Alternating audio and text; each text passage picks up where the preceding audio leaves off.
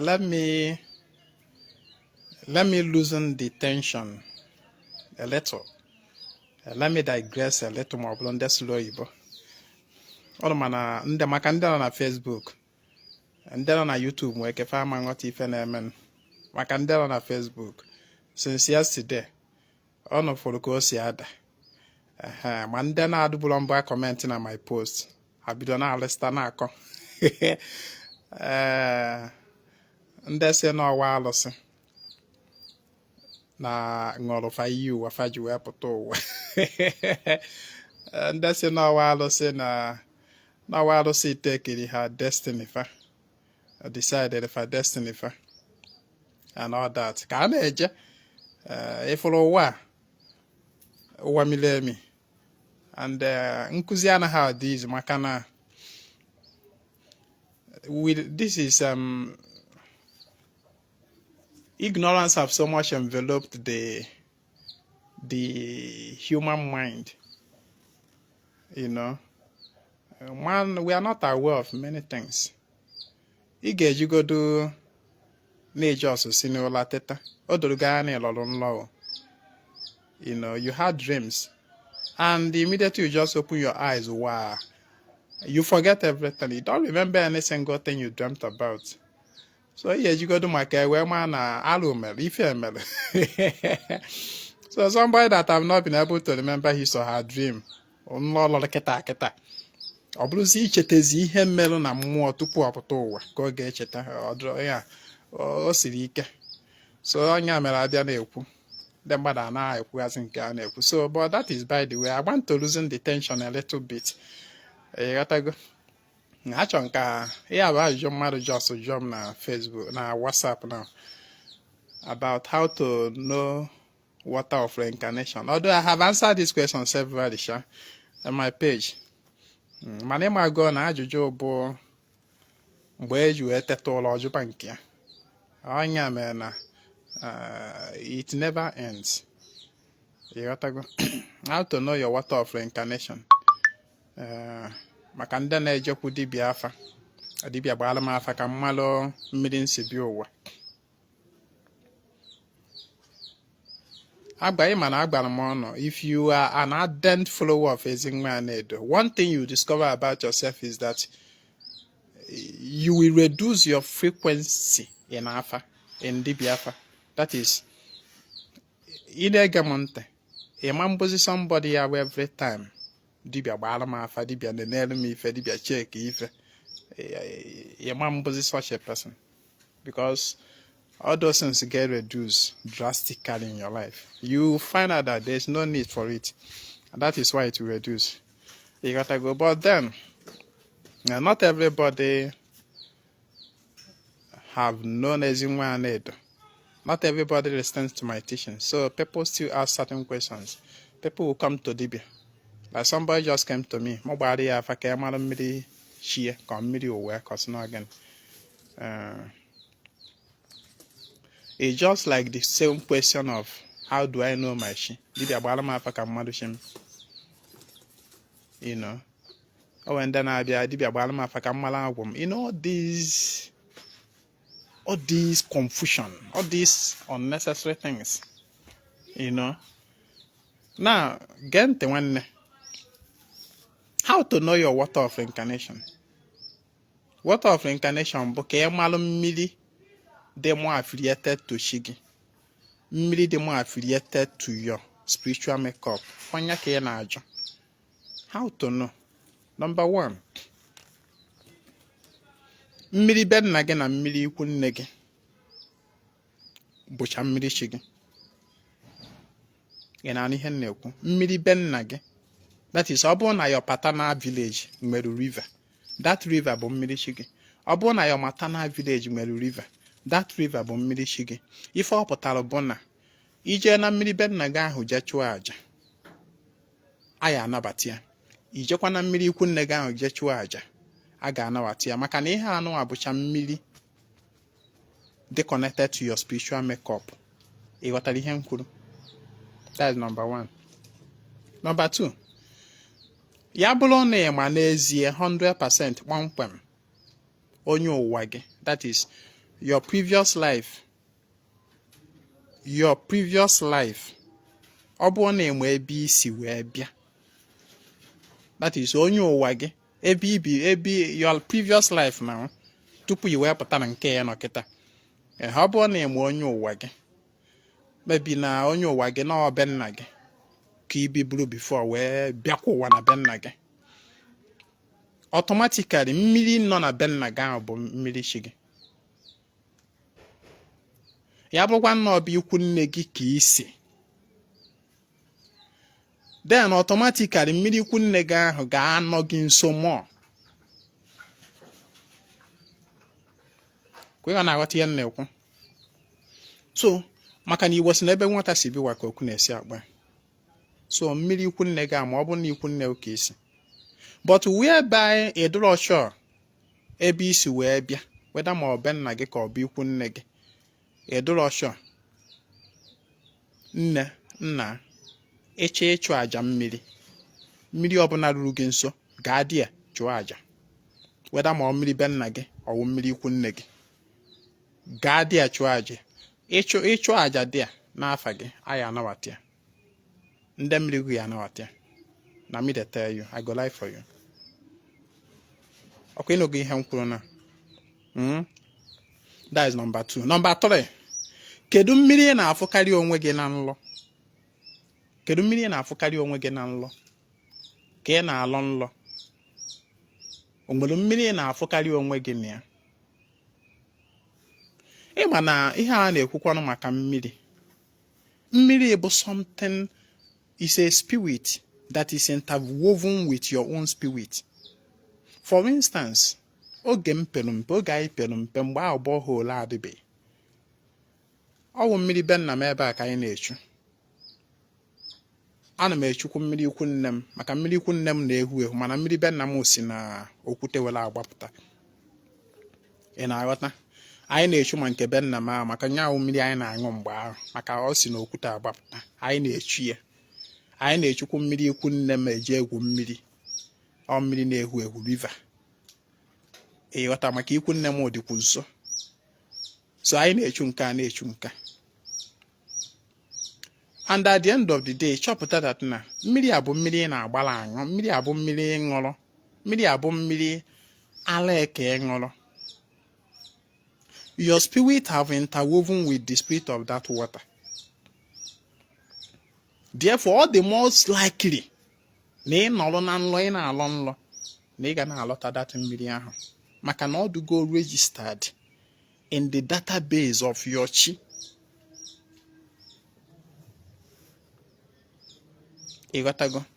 Mana o nwere ike abịa out of the waters, o ya enwe particular one ị ga na-afụkarị na nlọ. Then it dị more connected to that one, maka na o nwere reason iji afụ ya na nlọ, o nwere reason o ji abịakwute gị na nlọ. Enwere more spiritual connection. Mana ọ bụrụ ọkwa na ị nwere ike connect with others, maybe abịa be nna gị na ọwụ na enwere more than one different water or river. Onwe ọkwa mmiri ọbụla na mmiri niile anyị gara ga kpee ekpere na ya ma ọ chụọ aja na-ama nnawata. Mbụrụ gị sef mmerụ, ọ bụrụ na be nna gị, be nna m mmerụ multiples of mmiri. Ezinwa Anaedo, the way you dey see, I go like to connect with all of them based on my own understanding of ife mmụọ, because na enwere ụbara mmiri ahụ bụ gịnị, na enwere multiples of energies. And the Ezinwa Anaedo, you know, we like to tap energy from all of them. I see it more as tapping of energy. Na mu ga na mmiri keta anu agi bere ga chụọ aja bụ gịnị. Let me connect myself with the energy of that water. Ka ndọrọ ike there. It's not necessarily about no ka nje ndị otu mụ. Yes, ana m emekwa na ọwụ ndị otu mụ, but mostly na abụ ka nga dọrọ ike.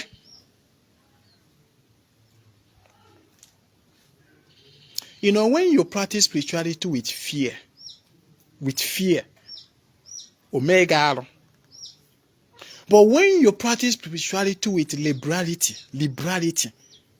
with good understanding, it is very free. Very, very fucking free like air. Ọ bụrụzi nke ị nọ na mmiri na-achụ aja ị na-atụ n'uche gị hey amama ọta mmiri anụ amama ị na-akọ nonsense. So agbago ngo na tọrọ ya ọkwa and then the gaskiya ya na-agba gị na-abụ na you can connect to your water kingdom from any water.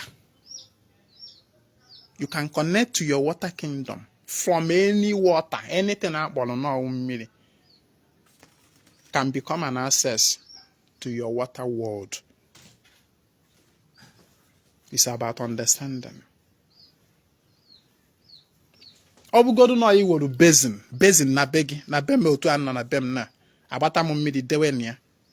That mmiri amgbari na ya have become a point of contact to my water world. Maka na mmiri ka ọ bụ. Every water, even mmiri gbari na cup ka enwa, have become a point of contact to your water world. The water in your body, your entire body is made up of more than 50% water. The water in your body is already a point of contact with your water world. Somebody that understands spirituality will not be tied to a given deity, to a given water. That is, unless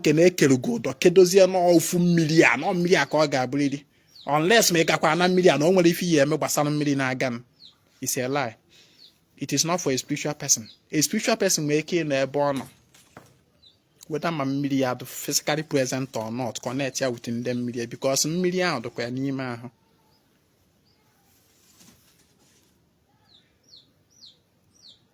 So that is it. So you can connect to your water people from any water. I'm an ask go that question of how to know your Mmiri. It is very useless going to Dibia ko Obaruga Fagbage Mmiri. Very, very useless. Na me talkam. Na me Ezinwa talkam. Very useless. Ega ko Dibia Balama Afaka Madam Mmiri. All the very useless. There's no need for that. There's no need for that. Pay attention to your spirit. Ogo no one million abịakwute gị na nlọ. Echu aja mmiri. Gaa na mmiri be nna gị. Ma ọ bụ gaa na mmiri ikwu nne gị. Anya go on code to connecting with all these things. Kedu the code? Your name, afa gị. Afa gị. Mmiri ọbụla ị gara na ya n'ụwa iwe nọrọ di a iwe kpọọ afa gị na mmụọ nwa bụ Ezinwa Anaedo onye dị otu a nwa onye dị otu a nọ na gịwa bụ mmiri wee na-akpọku ndị otu m o nwere ka ị mara afa datụ mmiri anyị nọ na ya kpọọ afa dị mmiri na mụ nọ na mmiri okeke a na ọmụnwa bụ Ezinwa Anaedo nọ na mmiri okeke a wee na-akpọ ndị otu mmiri m nna once ị kpọrọ afa gị ahụ ndị otu mmiri ga-awụchie di ya kpam no matter the distance. Ọkwọrị mmụọ bụ ikuku. Mmụọ is not limited by time and space. Once ị kpọrọ afa gị o nwere ihe Igbo kwuru. Igbo sị na agụ onye afa chi ya na akpọ nwata afa chi ya aza. Remember, the connecting link between you and any spirit in this world bụ your chi. Ọ chi gị. Chi gị bịawazi ọkpọrọ the spirit that matters. The spirit a na-ekwu maka ya. Chi gị bịawazi ọkpọrọ ndị mmiri maka na ndị mmiri chi gị ka a na-ekwu. Once ị nọ na mmiri akpọ afa gị, your chi answers automatically and ọ bịaba ọkpọrọ ndị otu mmiri gị ahụ. Ọ chi gị na-akpọta afa. Mmụọ ọbụla ị chọrọ imere ife n'ụwa onye na-akpọta dị mmụọ bụ chi gị. Let's assume na ị nọ kịta anụghị kpọọ ogwugwu be nna gị. Na-ebịa na ọnya ka ị na-awala ọjị. The first mmụọ ga-aza data oku ahụ hence na ọba afa gị ka ị kpọlụ bụ chi gị. Chi gị bịawara na ọkpọrọ data mmụọ be nna gị data ogwugwu ọkpọrọ ya bịawa. Ife anaghị aghachi onye wele eme. ọ bụrụkwanụ mmụọ ikwu nne gị ka ị kpọrọ. Once you mention your name, no mmụọ nwa bụ Ezinwa Anaedo na-agbọku m ogwugwu ikwu nne m. Maybe ịma afa the village, ịma afa the particular mmụọ, ịkpọ afịa. Once ị kpọrọ afa gị ahụ wee kpọọ afa dị mmụọ, chi gị bụ ife ga-ebu ụzọ wee land, and ọ na-ala ndị ozugbo kuo data mmụọ kpọrọ ya bịa mara ihe ị na-ekwu. Otu anụ akwazi ka ọ dị. Maybe na somebody else na-alụlụ gị ọlụ mmụọ, whether ma ọ na-alụ nke ọma ma ọ na-alụ nke ọjọọ, mana ọ na-alụ ọlụ ahụ n'afa gị. Once onye ahụ pronounce la afa gị, once ọ gbara afa gị with the intention nọ nga enwe ka ọ na-akpọ, the very first spirit na-aza data oku ahụ bụ chi gị. Once chi gị nụrụ sound of your name, ọza your name, onye ka nju ya na-agwa ọnụ na afọ onye bụ afa chi ya. Ọkụ maka ndị na-akwụ anyị na bedibia, I want to know the name of my chi. I wonder which other name of your chi you want to know.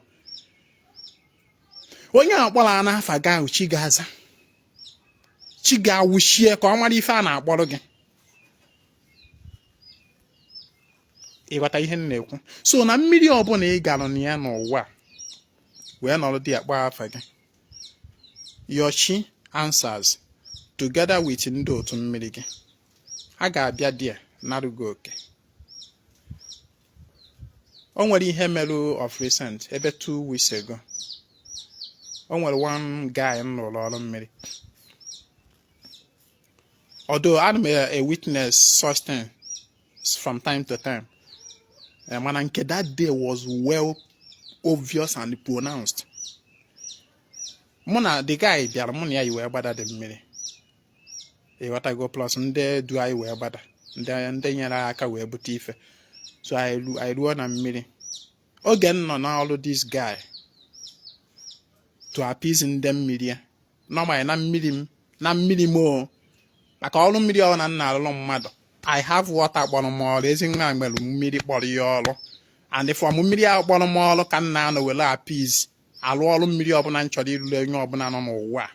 Ọsọ odu wuru onye Imo steeti, ọsọkwa gị wuru onye Anambra, ọsọkwa gị wuru onye Enugu, ọsọkwa gị wuru onye Yoruba, ọsọ gị wuru onye Akwa Ibom, ọsọ gị wuru onye ọcha from India, ọsọ gị wuru onye America, ọsọ onye ọbụla ọsọ gị bụrụ n'ụwa na mmiri m ahụ. Mmiri ahụ kpọrọ m ọrụ ka mma anọ wee rụrụ gị data ọrụ mmiri.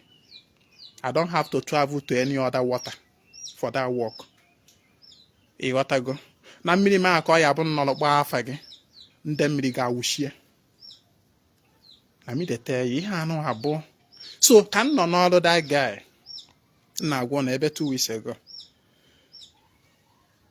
When I was in his work, ka m kpọrọ afịa wee na-eku ndị mmiri ya, na-ekuchie na that mmiri. I saw them.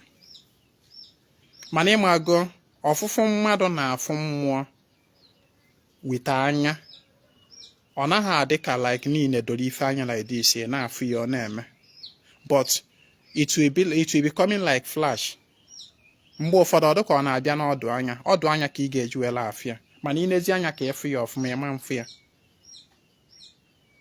I don't know, my fellow dibias, you may have this kind of experience. Ebulu dibia oje na mmụọ, iwe kpọọ mmụọ oku, mmụọ ahụ za, ọ ga-abịa gị n'ahụ. Ị ga-afụ ya, isi aida na-efuru ya with ọdụ anya gị. I was in that water that day, n'ọdụ this guy. Nne anya na mmiri with ọdụ anya m, I was seeing something. A wave like, yeah, not that na mmiri na-emove. Ihe a na-afụ was not about body of water nọ near. It was obvious to me that an energy, an energy that was invited have arrived. Then oge that time bịa mee agbata iju m ahụ, nsi yes, nsi fan no. Ịghọtago? Ihe anụ abụ, I have experienced this since severally. Emego m experience severally. Iburu dibia dị observant. Ịkpọrọ somebody ga mmiri ga lụrụ ya ọrụ mmiri. Ịkpọrọ ana ndị otu mmiri fabia ị ga-ama you go know ịbụrụla ana dibia from experience ịlụgo ọrụ mmiri lụkwa ịkpọla na mmụọ ọbịa ị ga-ama one word the other ha ma ị ga-agbalụ gị dịka dibia ị na-edere ịgba afa na ife niile a na-asị gba afa na n'ife chi gị you don't need ịgba ka mgba afa ka mma ma ndị mkpọrọ abịa na asị ka ọrụ you go see ama ọ ga-abịa gị n'ahụ ọ ga-agbarụ gị ama ịghọtago so kedu ihe m na-ekwu instead of confusing yourself dibia gbara m afa ka mmalụ mmiri chi m go to any water mention your name and call on ndị otu mmiri gị they go come there whatever you have for them offer them there mana chetakwa na Ezinwa agbara gị it is actually possible to also appease ndị otu mmiri gị without going to any body of water maka na ndị otu mmiri a kwere ikuku kafa kwere mmụọ. Do you think that they are tied to one particular place or location? Mmụọ is not bound in any place. For example, need ọrụ mmụọ altar nye mmụọ ọnọdụ does not mean no altar ahụ ebe anyị nyere mmụọ aka mmụọ ga-anọzi permanent ụtụtụ efi abalị ebe ahụ ka ọ nọ. It's a lie. Mmụọ bụ ikuku ọ na-efegharị mmụọ ahụ ịdọrọ ọnọdụ dị ya n'ọrụ ifite hia ị dọchara ya ọnọdụ na this minute the next minute o nwere ike nọrọ far distant one other part of the earth or end of the earth. Mmụọ ahụ ị nyere ọnọdụ na o nwere ike 1 minute ọ na America the next anamasi minute itself the next microsecond o si na America pụọ n'ọrụ China next microseconds ọ nọ Meduguri ọkwanye mmụọ ka a na-ekwu yo iche na ọyị dọla analụ mmụọ ọnọdụ ọ bụrụ na ikego ya agbudewe di ya na lai ọ mmụọ ebe ọbụla ị nọ wee kpọọ mmụọ afa mmụọ answers. So stop confusing yourself. Stop making the practice of ordinary to be too cumbersome for yourself. That for you to do anything, you get jerry. What of all you know? What if you don't know about can you go to gear? What of all now no one? No one has the about. So you mean that you will become handicapped? You can't do anything spiritually. You can't connect with your chi. You can't speak to Indo toge. You can't do anything. Same I can was the none. You can't do anything. Spirituality does not depend on any human being. It depends on only you and yourself. Upon spirituality in a male spirituality that have to depend on someone else. Before you go to Chimini, Jemudibia, Bagodru Mafa, Kamano go to the so-called chi. Before Warushimajum or Merishimanet and Jago to Dibia, Balamafa, Kadibia Bodumafashim, before Melon dem Milimundo to me for Abone, Jagodumu, Dibia, Balamafa, Bagodum, Merishimum, Bagodum, Canua, before Manetan and Jago to Dibia, oh, you are not a free human being if you keep living like this. You are not a free human being, you are making yourself a slave. Because Chetan never inquire a man Kwasaraka no Bia. I can then when I'm seeing. One nation bonqua. Nkwasaka goes on every 4 days, every one. No Ezinwa Anaedo. If you want to be part of it, you chat me on WhatsApp 08032477868. My name is Ezinwa Anaedo. I come for the total restoration of ordinary nomen and Igbo. Kemesian.